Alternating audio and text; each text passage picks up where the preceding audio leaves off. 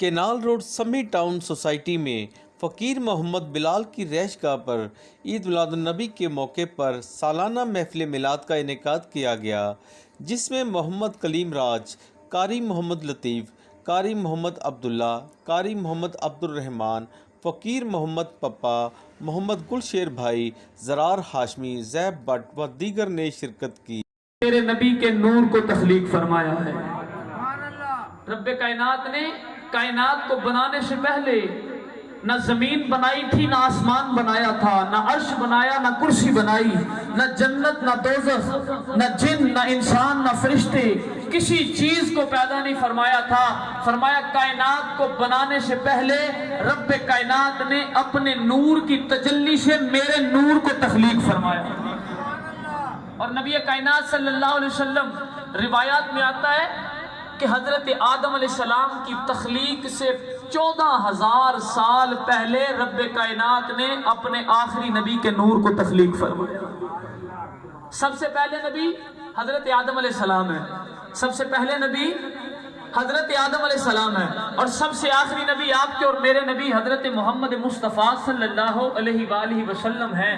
اب دیکھیں کہ حضرت آدم علیہ السلام کو ابھی رب کائنات نے تخلیق نہیں فرمایا، ابھی پہلے نبی کو پیدا نہیں فرمایا، لیکن سب سے آخری نبی کے نور کو آدم سے بھی پہلے تخلیق فرما دی۔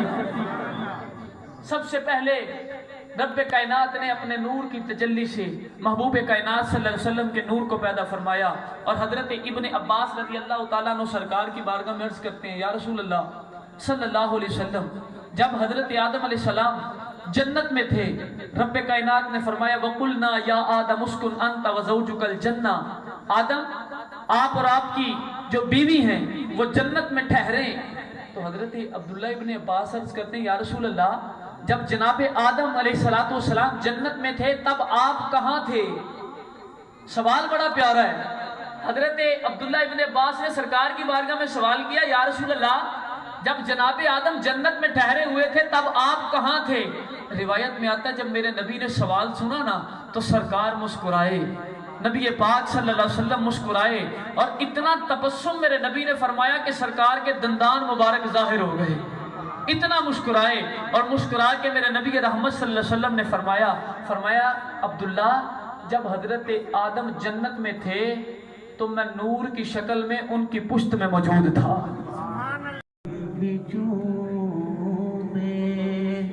تیرے آستا کے جلوے، تیرے آستا کی جانب ہستوں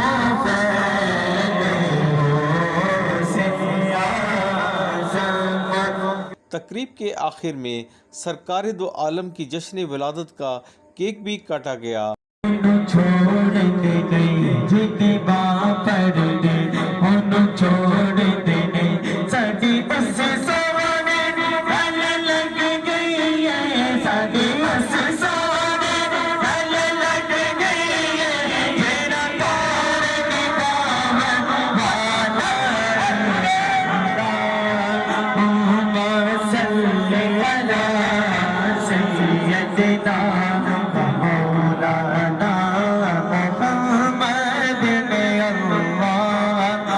ملک پاکستان وطن عزیز کے لیے خصوصی دعا بھی کرائی گئی۔ جتنا بھی پڑھا گیا نعت مصطفیٰ صلی اللہ علیہ وآلہ وسلم پیش کی گئی ہے، رب کریم دیگر جتنے ذکر و اذکار کیے گئے ہیں، حاضرین محفل نے جو سنایا گیا، سب کو اپنی بارگاہ میں قبول و منظور فرما۔ تمام کو ہمارے پیارے نبی فخر دو عالم رحمت للعالمین خاتم الانبیاء اشرف الانبیاء سید الانبیاء حضرت محمد مصطفیٰ صلی اللہ علیہ وآلہ وسلم کی خدمت میں تحفتاً عقیدتاً ادباً نذرانتاً پیش کرتے ہیں، قبول و منظور۔ علیہ وآلہ وسلم کے وسیلہ جلیلہ سے تمام انبیاء کرام، اہل بیت عظام، صحابہ کرام، تابعین، تبع تابعین، اولیاء اللہ کی بارگاہ میں پیش کرتے ہیں، قبول و منظور فرما۔ محفل میں جن کے عزیز و اقارب، والدین، رشتہ دار اس دنیا سے چلے گئے، مولا سب کی روحوں کو پیش کرتے ہیں، قبول و منظور فرما۔ بالخصوص